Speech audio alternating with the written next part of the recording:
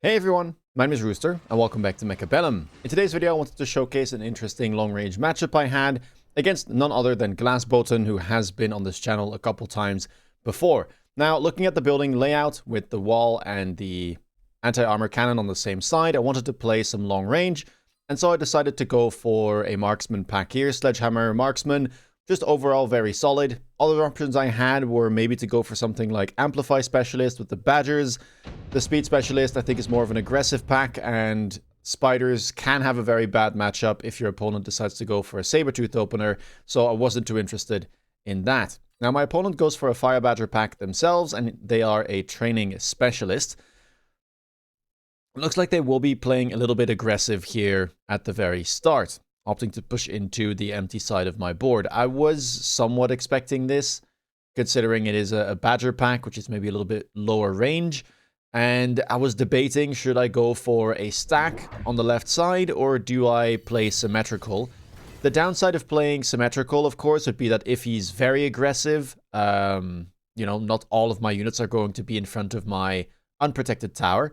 But if he happens to play symmetrical, I might end up pushing 2 sledgehammers into his anti-armor cannon, which could be problematic. And you will see that he actually does opt to keep his anti-armor cannon here, and he doesn't sell anything. So honestly, I'm pretty happy with the way I set things up, as whilst he's pushing in, he's a little bit further back, and the units he's buying don't indicate that he's trying to be extremely aggressive here, because he buys double marksman and levels one of them up immediately. Now, normally speaking, I'd say trying to go for a marksman fight against marksman spec or triple marksman is a little bit tough, because you're going to be down in deployments, you're going to be down in levels typically as well, because obviously I will have that level 3 marksman, but he's an intensive training specialist, so he can kind of make up for the lack of levels, and it's not a bad pairing whatsoever with Fire Badger, right? They do go well together, and the early level 2 marksman will be able to one-shot my sledgehammers, which is quite useful. I think the other options would have been to kind of forfeit round 1 for him and buy chaff. But aside from that, it's not going to be too easy to do anything. You can buy a level 1 Phoenix on round 1, but I already have Marksman, so does that really achieve anything? And you could go Void Eyes, but then you might make yourself a bit vulnerable to things like Raiden down the line. Round 1 here, late Fangs, causing me some trouble. It is definitely the one thing that I don't have currently, which is very good chaff clear.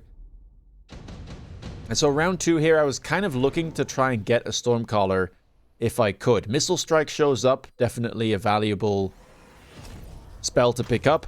Vulcan will go for it. And he can just hit, you know, one of my crawler packs plus a marksman if he desires. As for myself, I could try and hit the same thing. There's a marksman and a Fire Badger that I could hit.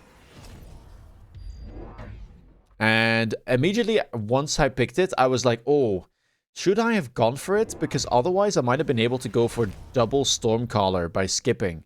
And in this scenario, he has a very slow-moving army. He has Fangs up front. I have the wall to shoot at. So it means that Stormcaller is quite useful. You will see me pick one up. Now, this is very painful. Look away, as I put my Stormcaller in front of my tower, and I don't really think too much about the missile strike. So I end up losing a marksman, a crawler pack. My level 3 marksman gets damaged. And I think 1 or 2 of the sledgehammers got hit as well. So, not ideal. Stormcallers that I purchased almost all get taken out. And, yeah. I should have thought about that a little bit better, but it just didn't cross my mind. And I autopiloted, so I get punished somewhat. All things considered, it doesn't look too bad. We still got some good value from that spell as well. 1 Stormcallers is alive, and I think we should be able to maybe even win this round. Although I say that, this level 2 marksman, now level 3, as it took down my orange man, looking a little bit scary. So perhaps I do get punished here, as this will allow Vulcan to get some early levels going on some of his marksmen. Another intensive training shows up on round number 3. He could pick that up. I think for myself, it's not necessarily what I wanted, because I wasn't looking to get into a marksman mirror. I was happy to keep my marksman around, But because I could see the text on the other side where my opponent has Elite, which I don't run, and has EMP, which I don't run, I just didn't feel like that was a matchup I wanted to get stuck in. I'd rather try and diversify the board later on and keep the Marksman as, you know, kind of a supportive DPS option against any air, also somewhat preventing him to go for a big air unit. Now, round number 3, we pick up the shield airdrop, and I think my opponent, I'm not exactly sure what he picked up. Oh, the laser sight from the looks of things, and threw that onto his level 3 marksman. I decided to finally pick up my second Stormcaller, and I also pick up some arc lights here. One in front of the left tower, and one all the way onto the left side of the board. Because I had some chaff clearer trouble, and that needed fixing. Now, Stormcallers this time around are going to be surviving, which will certainly help a lot. My arc lights also doing a great job so far. They cleared all the crawlers. They won't be around for the fangs, but I think we'll be just fine considering we have 2 Stormcaller packs still alive and able to help out with that. So late fangs go and get taken out. And we managed to stabilize pretty easily here. That's what you can do when you actually don't have to deal with spells, or at least play around them correctly. So a good round. And I think we even managed to pick up some levels here and there on the Marksman. We do. And finally, Glass Bolton going to be taking, you know, a sizable amount of damage. Last round of the early game, round 4, we were still due some unit drops. So here they are. And I wasn't really looking for anything specific here. The Phantom Ray is fine, but both of us have Marksmen, so I don't think it'll be a big problem down the line. Tarantula is worth the most because it's a free drop and it's worth 400 resources. So that seemed like the best option. Typhoon is worth as much as the Phantom Ray.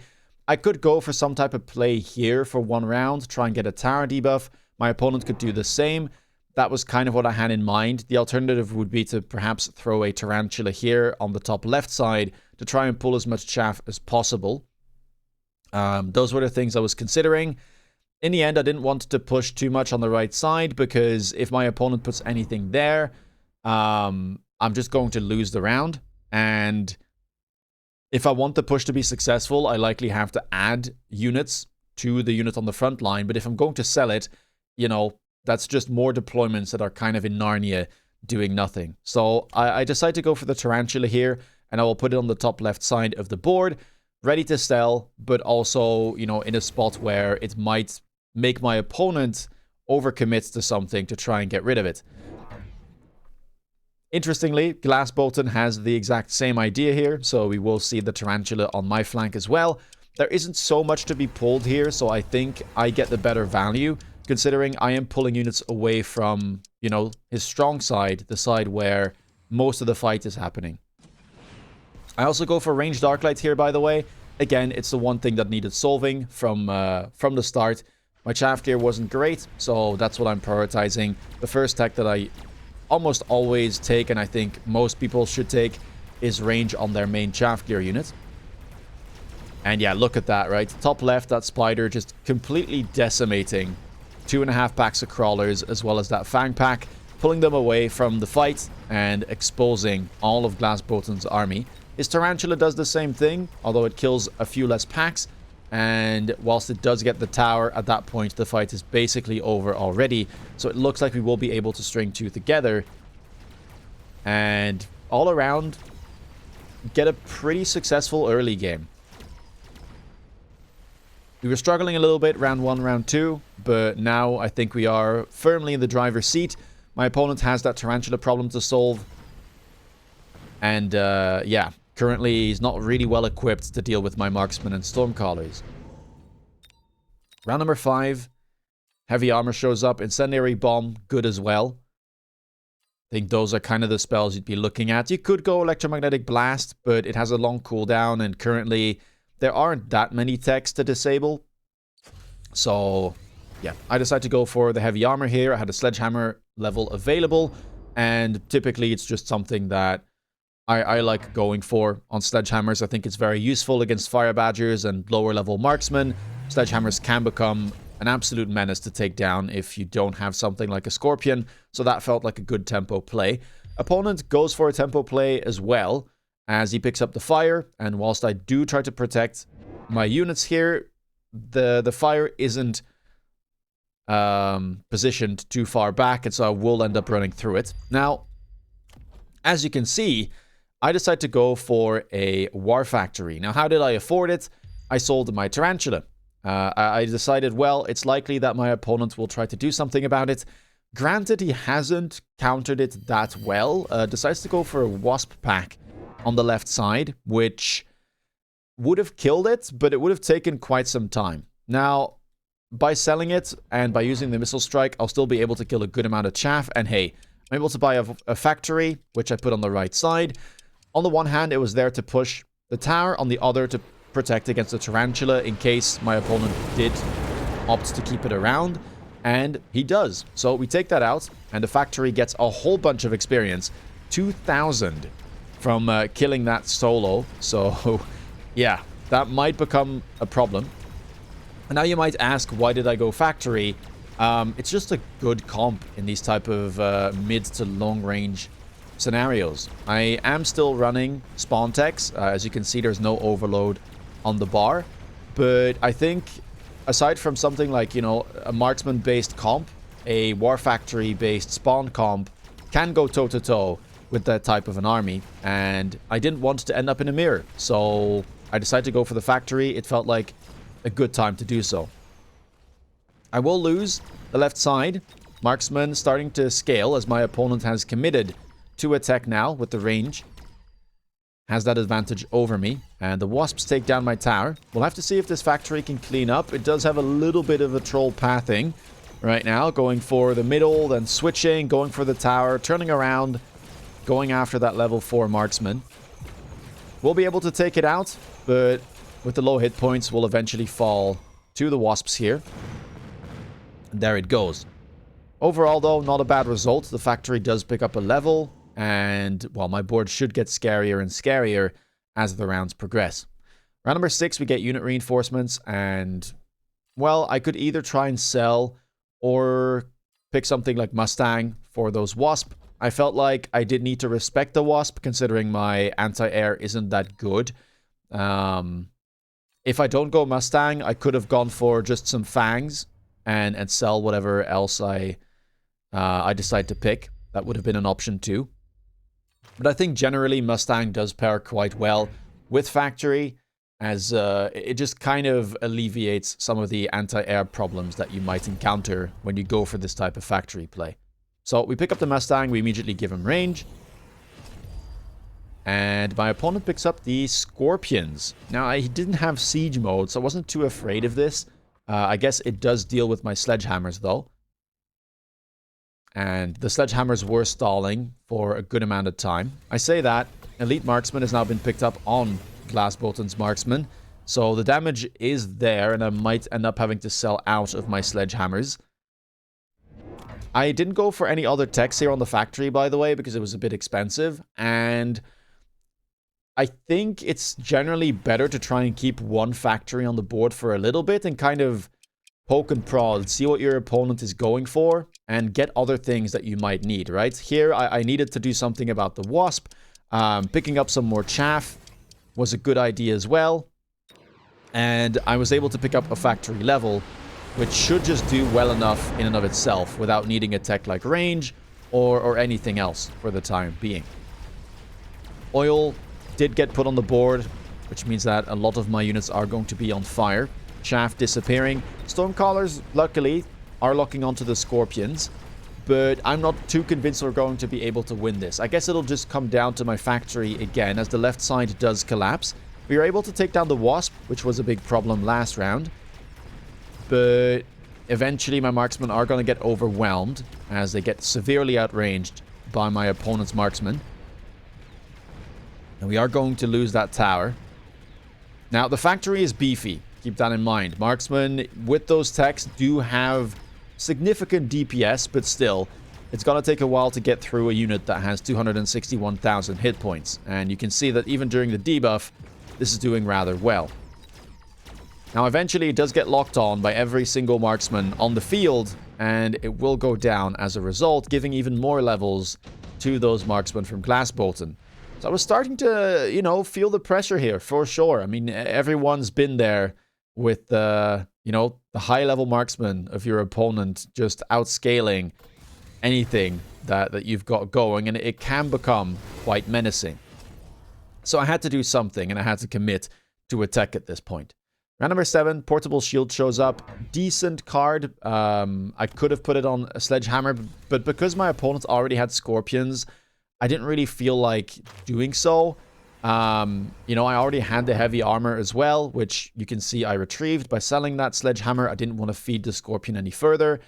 And yeah, I don't have a lot of units here that can carry items aside from those Sledgehammers, right? At least that can carry tank items. I can't give anything to the factory, and I knew that I wanted to get, you know, more investment going in that side of my comp. So grabbing items just didn't make much sense. Instead, I go for Advanced Power System, which is just a useful thing whenever you're getting outranged, in my opinion. And I am getting outranged, even with War Factory now getting that range tech and another factory picked up.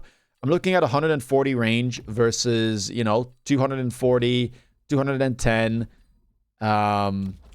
Yeah, just massive range deficits, which means that the way I'm going to win this is through having a tankier army, having better chaff and chaff clear, and having a more speedy army, right? So I can cover the ground that I can make up to be able to get to my opponent's units. So here we are, another factory. Range is the first thing I pick up. I didn't think it was that sensible to go for spawn techs immediately because I did need to at least make sure that the range deficit wasn't, you know, over 100 meters. And eventually I probably should get some spawn techs going. But for now, I think that, you know, the semi-battle techs are more useful. Especially with the amount of fire badgers on the enemy board. There's just a lot of good targets for the factory to shoot at. And as you can see, I'm still struggling somewhat with chaff clear here. I have some arc lights, but they don't seem to be able to chaff clear everything by themselves. And we're just getting heavily overwhelmed on round 7. It's not going well. And I say to myself, you know, I may just have to click high explosive ammo here. I didn't have overload, but honestly, I'm pretty happy that I didn't. I don't think I wanted to reduce my range even further when I'm not playing the factory on the line, and instead I'm playing it further back on the board. So high explosive was the next thing that I had in mind. Round number 8, Wasp Swarm shows up. I decide to pick it because my opponent didn't have the best anti-Wasp board ever. He has a whole bunch of marksmen, and keep in mind, he doesn't run double shot. So I did have this idea moving forward that at some point I could go for a whole bunch of wasps with shield to try and stall my opponent locking onto my factories. High explosive here gets teched, as I mentioned, and we go for a third factory. Ideally, I would get about maybe 4. I mean, I maybe even could fit a 5th one back here. But that was the plan. Temp range gets picked up. I decide to loan at this point because I am starting to dip somewhat low on hit points. I could probably afford another loss, but round 8 is just, you know, a great round to start loaning. Even round 7 is typically just fine. Opponent picks up a third tech now on the marksman. Loans as well, and temp range has been clicked with the EMP available. That could be problematic. We definitely need to try and protect our factories as much as possible, although that is kind of always the case. But if the marksmen ever lock on, then I lose all of my techs, and well, with high explosive now, I am relying on the factories for a whole bunch of different reasons. It's going to help out with the chaff clear. It's the main thing that needs to kill the marksman, as well as the enemy badgers. Second attack enhancement, by the way, also picked up by my opponent, trying to make up for maybe the lack of DPS that marksmen sometimes can have. And how does this go? Does high explosive make a big difference? It looks like it. Of course, I'm also adding another factory to the board, which immediately manages to lock onto the enemy badgers. And this one was getting kind of out of control. Level 3 fire badger with a portable shield. It definitely needed some significant DPS to counter. You can see now the marksman locking on. Factories EMP'd and slowed down. Thankfully, we do have, you know, a little bit of speed from the card. I didn't go temp speed from the tower. No money for that. But yeah, you can see it's taking a while for me to get in. Luckily, the tankiness is still very much in my favor. So even though my factories are disabled for a long time, they are able to just kind of overwhelm the enemy board. And round number 8 does turn things around. So whilst round 7 looked dire, I think I'm very happy with the decisions that we've made so far. And it seems like the factories have started to stabilize, which is always a very good sign for the factory player, and a bad one for the player up against it. Now, round number 9, we get unit reinforcements. I wasn't particularly looking for anything. I was pretty happy with everything I had. Anti-air was a bit of a concern, but I have some marksmen on the board. I just decided to go for Hound here because the incendiary bomb was back off cooldown. So we pick up the Hounds for cheap, and we take Fire Extinguisher just to make sure that, you know, wherever the fire may be, we do manage to clean it. And this also, you know, provides a necessary counter to fire where I don't have to buy a whole bunch of shields and burn through a load of cash, which I didn't want to do. I still will go for 2 barriers, or well, rather buy 1 barrier and then use my shield airdrop for the other to try and cover the very late chaff, because my Hounds are positioned on the front lines, meaning that if fire were to be put all the way in the back, I would be in trouble. And here you can see the shielded Wasp play I was talking about. I have ranged Mustang, so I wasn't too afraid of enemy Wasps, but I knew that my opponent basically only had Fangs, and not that many of them. So going for shielded Wasp seemed like a good play. It also makes sure that they can't accidentally die to the missile strike. And for now, that is the round. Otherwise, we just go for, again, lone, temp range, couple of levels here and there. I do decide to cover these Stormcallers because of the missile strike. And we managed to clear the fire. Some of it lands, but in a spot where I don't really care about it. How is this going to fare? Opponent went for Vulcans with range, so I guess he wasn't too happy about his chaff clear situation. I think in this scenario, he could have just gone for Napalm as well if he really wanted. Although, I guess I have some Hounds to chaff clear, but they should be one of the first things to die. And I don't think I would be able to clear all of the fire. This time around, how are we doing? There are some Fangs in the way still. One of my factories goes down. The right side factory very much stuck. But I managed to get a debuff. And with that debuff, I should be able to get closer to those enemy marksmen and take them down once again. There we go.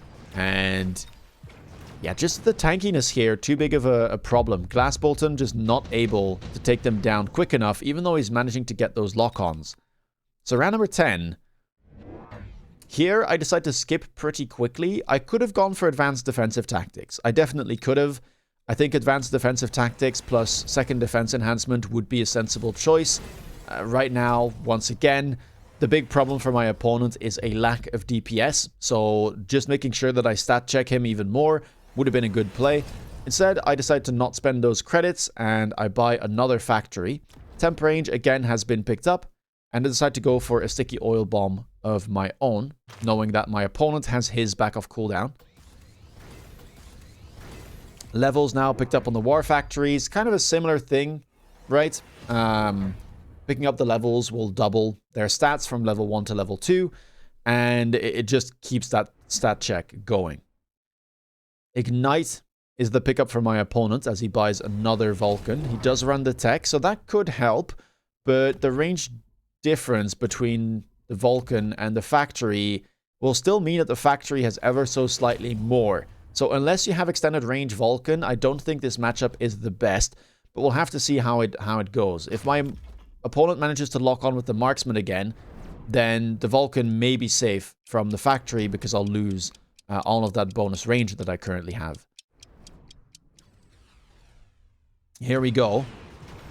Will the fire be ignited? I think the oil positioning for me here is a little bit too far back.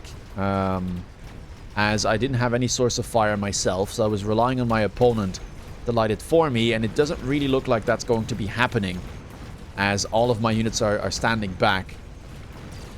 Factories are trying their very best. Opponent here, by the way, went for Mustangs with range. He was kind of forced to, because there's no other way to get around countering my shielded Wasps. But he's done pretty well, I'd have to say. Ignite has been ticking. Factories are going down on the left and the middle. But yeah, as I said, the Vulcans end up perishing. And that means there's no Ignite anymore. Marksmen are doing a good job here, I will say. All level 4, high damage, managing to take down a level 2 war factory in the center.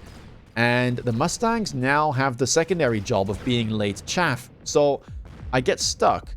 And I actually end up losing on round number 10 as we go into round 11, the very late stages of any game. Here are some unit drops. I wasn't looking for anything except maybe some money. So for me, it would just be a take and sell. Overlord and Mountain are worth the same amount if you sell them here, considering what you'd have to pay for them. And opponent decides to go for Mountain. Now, he could keep that Mountain on the board, and in fact, he does. Opts to go for the intensive training, makes it into a level 2 Mountain, and gives it the range enhancement. This is one of the Titans that's good into Factory. Well, I guess there's only 3 in the game currently in 1v1, and both Mountain and Abyss are good into Factory. So I think I like this from Glass Bolton. It has a very high amount of DPS, so it should solve that problem for him as long as he manages to keep it safe. As for myself, I have a whole lot of cash to spend, 2,500, after loaning and clicking temp rage and temp speed.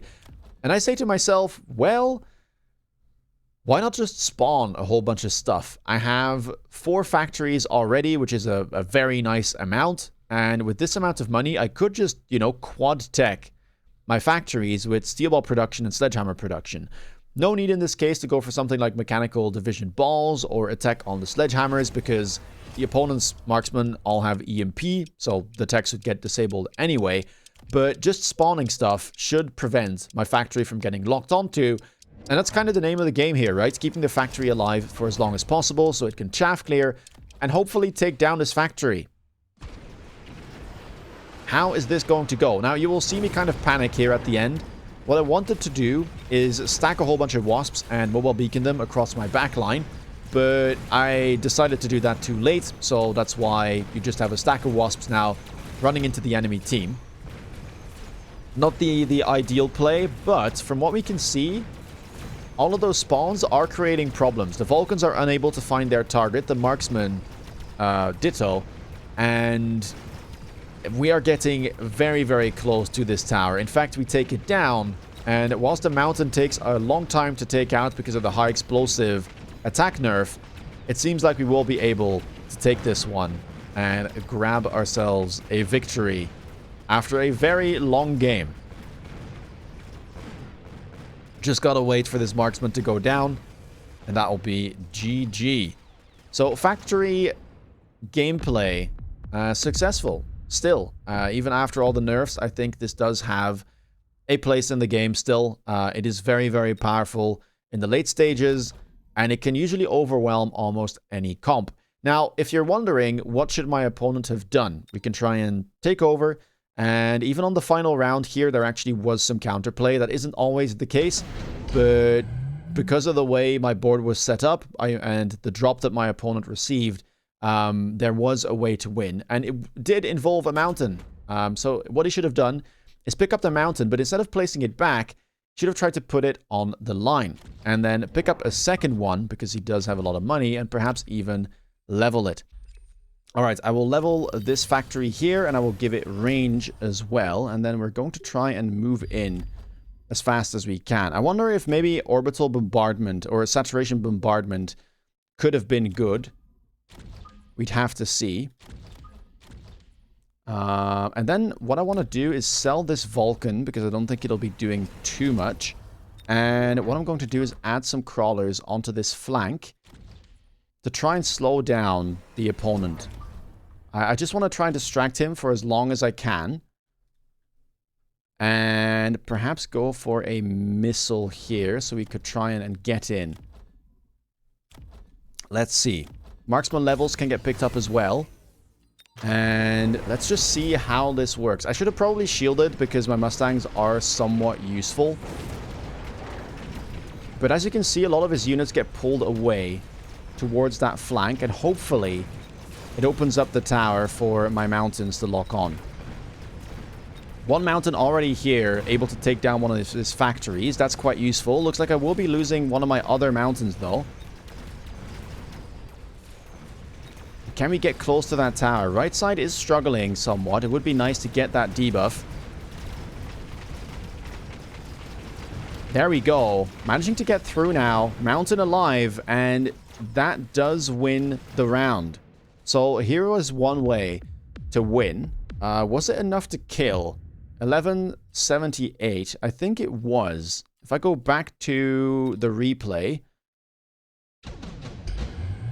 it would have been enough. Now, I tested a bunch of other things, and it's a very close affair. This exact play changes a lot depending on where the mountains are, which one is leveled. So it's pretty tricky. Sometimes you end up still taking 2k damage because you get debuffed, and sometimes you somehow like end up getting in and the mountain like locks onto the tower and gets a debuff. Perhaps Saturation Bombardment could be another option. I didn't exactly test that, but I think this already shows you that there was a way here to exploit the fact that my right side tower was relatively exposed and I didn't have a ton of chaff on the ground to, you know, to defend against any, you know, close to insta-locks from something like a mountain. So, if you liked this video, please leave a thumbs up. Let me know down below the comments what you thought about it. Have you been playing Spawn Factory ever since the nerfs, or, you know, playing up against it? Let me know. If you want to stay up to date with my latest content, please consider subscribing. And if you want to see me play live, check me out on Twitch. With that being said, take care, guys, and see you in the next video. Bye-bye.